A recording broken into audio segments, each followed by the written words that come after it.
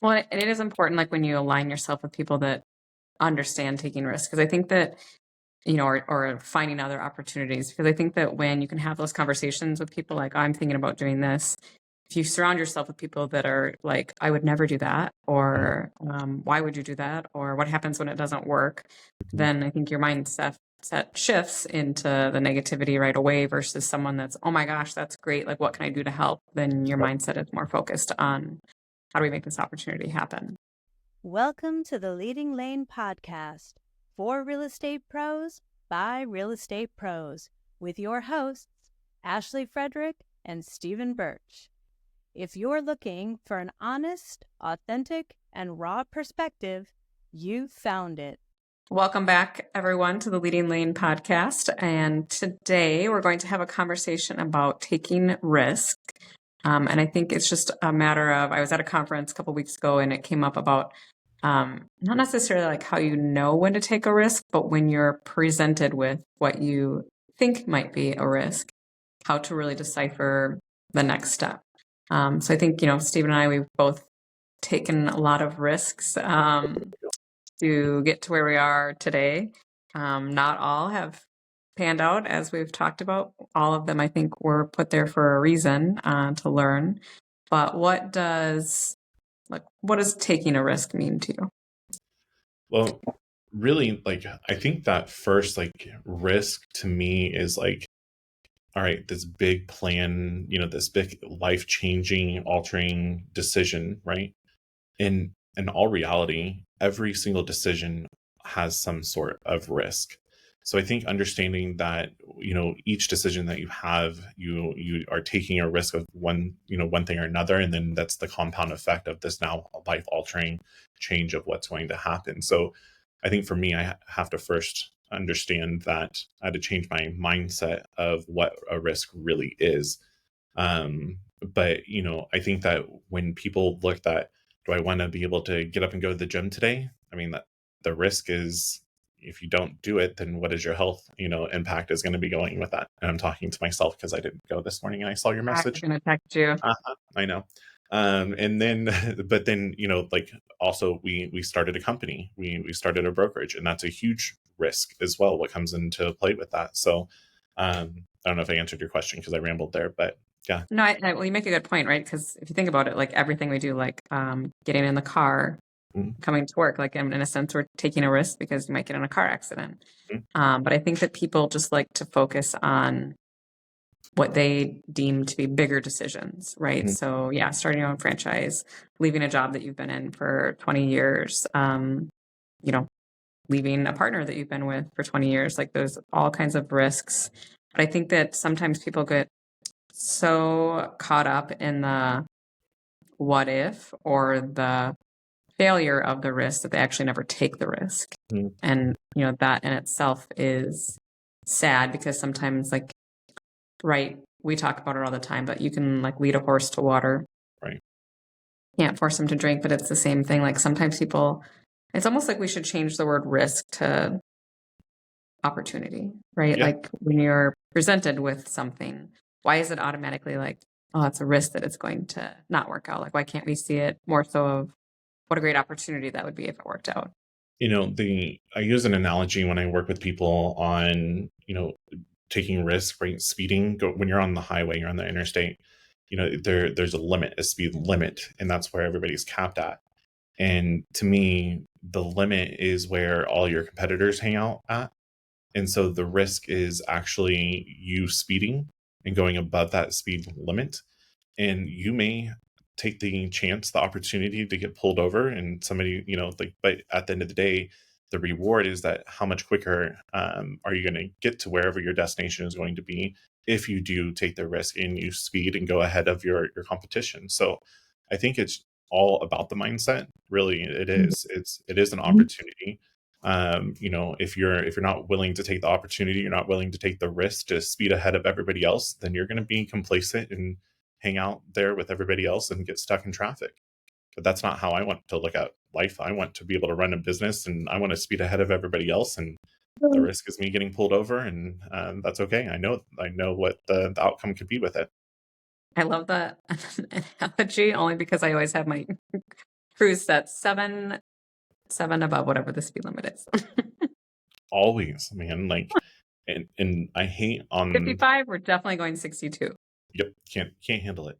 Like I get mad now that when people are in front of me. I mean, look, think about road rage, right? Like that's what I think, and maybe the analogy needs to continue with that. Like I'm getting angry at somebody else because they're not willing to take the risk, but I can't want it more than them.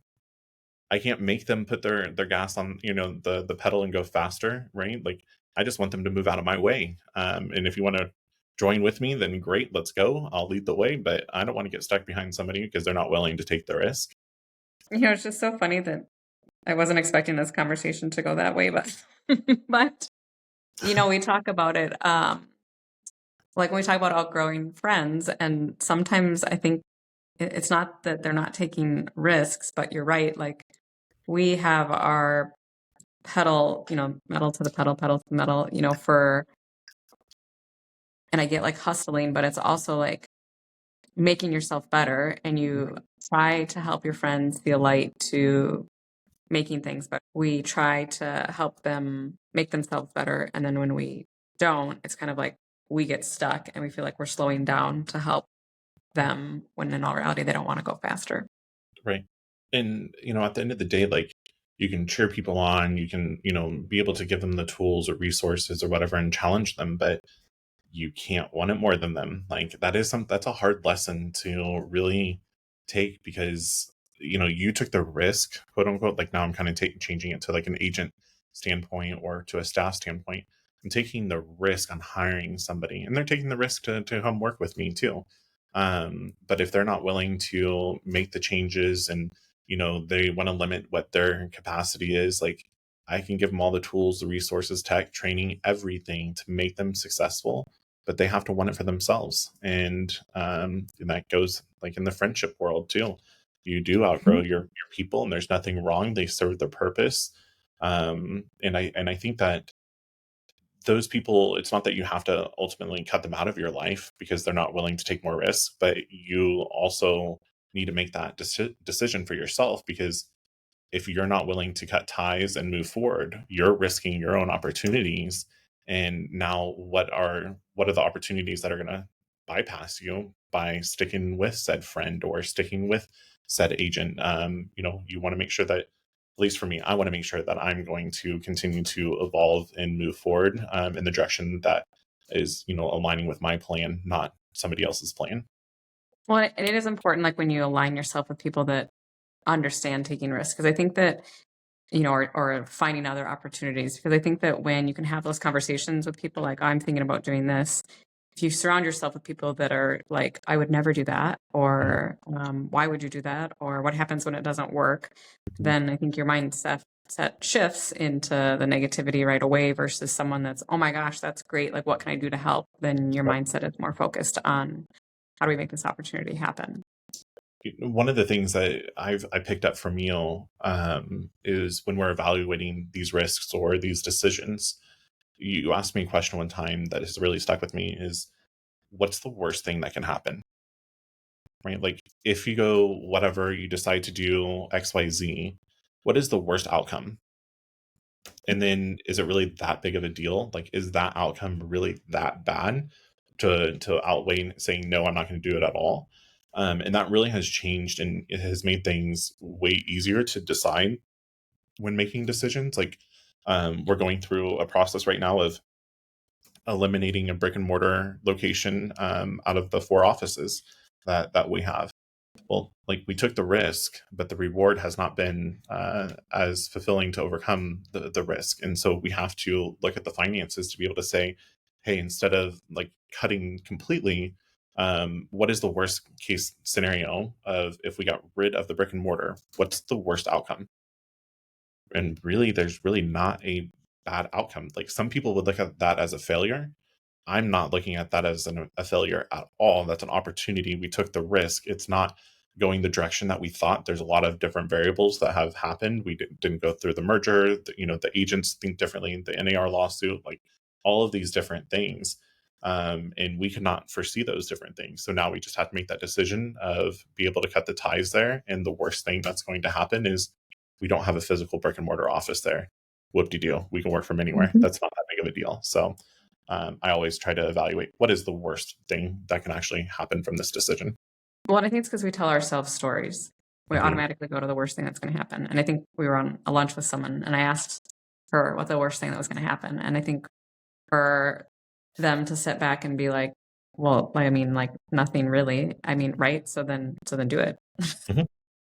Yeah, like and in that situation, like they both were coming up with a lot of stories, and a lot of stories that were really weighing them But down and holding them back.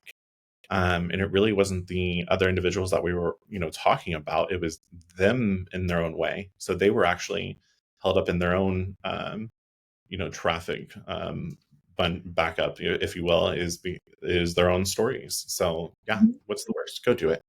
well, You and I know. think even this morning I was talking to a broker owner that is, considering making a change. Mhm. And I think it's funny because she kept on talking about timing. And, there's not a good time to change brokerages, and we have a lot of transactions on the line. And, I just kindly reminded her, like, when is a good time? Like, Mhm. there is no good time. Like, you're going to, if you don't do it now, you're still going to have transactions 2 months from now. It's going to be the same difference. When I left my former brokerage, it didn't quite pan out the way that I thought it was going to, Right. as far as when I was going to leave. But, I told her, like, looking back, I wish that I would have ripped the Band-Aid off sooner, Sure. because the sooner that you can get to that next step, the sooner you can start to grow the next step versus just in this waiting pattern for the right time, which in all reality, the right time is now. Yeah. Well, obviously we don't have kids, and I've heard a lot of my friends, talk. Well, we want to have kids, but the timing's not right. Like we want this, but the timing's not right. But like, when are you ever really prepared for things? Like, if you really think about it, those big life altering things that happen, are you truly ever truly prepared for whatever is going to come down the pipeline? No, I think it's what are you preparing for constantly on every day, that when life does happen, how you react to it and what you have available is now how you're going to be able to change and shift and pivot, versus thinking that this is a light switch moment of a yes, no, yep, I'm prepared. Okay, cool. Let's have a kid, or let's, open up our own company or change companies or whatever it's going to be. I think it's everything else, all those other compound decisions that lead up to you prepare for that ultimate life altering change. Right. Well, and I was at a retreat a couple weeks ago, and this woman was talking about that she's been in her job for the last 23 years, and she had an interview tomorrow, and she was going to cancel the interview just Yeah. because, the thought of changing a 23-year career. And it was kind of, just funny. Everybody in the room was like, no, like, don't cancel the Yeah. interview. And, she kept on referring it to risk, and it's a risk to take a new job, and it's a risk to leave all the people that she's always known. And, somebody else got up and just said, I think you need to rethink that as far as an opportunity. Like, Mm. is this an opportunity for growth? Is this an opportunity to meet new people, to expand your sphere? So I think if we can really work on, and I think that's really where I look at things now too, like, I don't really see them as risks. I try to see them as opportunities, right? Like, we had a shitty situation with mold in our building. I mean, and right, was it a quote unquote risk to move out and buy our own building? Sure, but at the end we saw it as, an amazing opportunity to have more room and expand our team and offer trainings, and now we get to be a part of all these downtown activities, and people walk in like every single day now. Like, what an opportunity that, came out of an unfortunate situation. Well, you weren't stuck. You didn't keep yourself in a victim mentality. Yeah. And I think maybe that's where, some of this reward, risk, opportunity is the mentality of some people are, they're always played the victim. Because what if in that scenario of yours, what if you did not, invest into your health and do those additional tests, right? What if you just kept on saying, man, I always just feel like shit, and didn't investigate what's really going on? what if because really you still weren't in a lease at that point, and your I took a landlord's large risk by cutting that early. right, like that was a risk, right? Of okay, we have to exit this building immediately for our health benefit, but now I have this other risk of what happens if these landlords want to come back and take legal action on me? But the risk of you moving or that happening was the reward is outweighed that risk because your health is way more important. So again, it's all of these things that you're constantly adding under your belt, if you will, that when that big opportunity came, it was not a hard decision to make and say, cool, let me move forward and I have to do what's best. And the other small risks that can trail behind it, like they're worth it because I need the health of my staff and your own well-being. Just imagine Right. if you were still in that freaking building, Ugh. right? It would be horrible. It would be horrible, but also like it's just amazing. Like once we were in this new building, like I don't know, like the demeanor of everyone changed Yeah. in some fashion. Um, I think like a place to have your own, make your own, be able to do different things. It's been tremendous. But I think you make a good point in that it's also the people in your life that are willing to question the quote unquote risk. Like when you do say like, oh, I'm thinking about doing this, but I mean, I'll be honest, I'll tell people like if you are considering a risk, like and you don't want the truth, probably don't come talk to me because I'm gonna be the one that's like, what are you waiting for? But Mm-hmm. also there are times that I've been like, that's a horrible idea. I mean, some of them are like black and white that you're like, that's a really bad idea. But I think if you have someone that you can actually talk through, that will be like, let's SWOT analysis it out. I mean, Right. are there more strengths and opportunities than there are threats? And sometimes you can walk yourself right into that answer. And it's funny how all of these conversations that we have is goes back to who you surround yourself with. And one of the stories that's popping in my brain is I have a really good friend. She's a nurse, and she was talking about like how she's wanting more.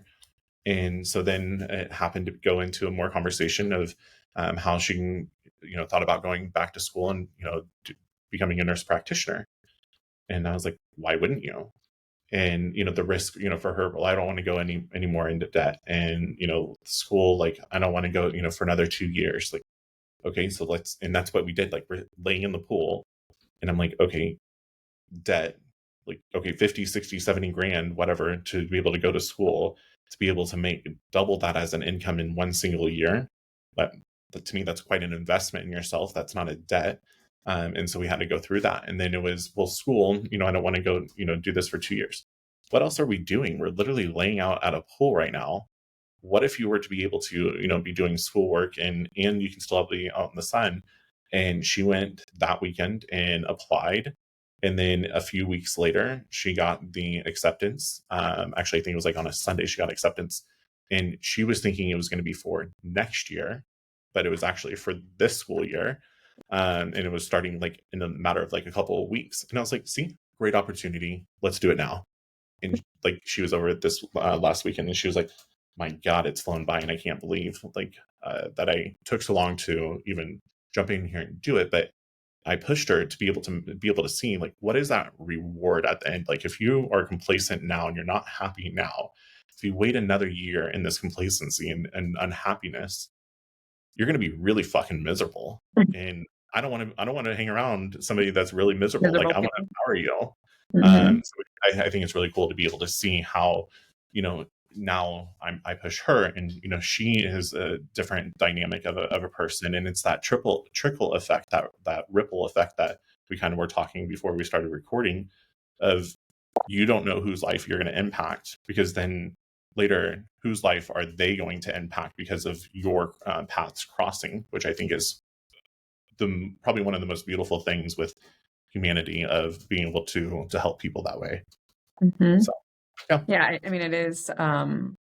It's the same thing. I had this conversation this morning, which is, I could have never imagined like the people that are in my life now that I, met at these conferences, met at these retreats. But it was a matter of taking the opportunity to put myself in those rooms. And that's scary sometimes. Like some of those rooms have a price tag to them.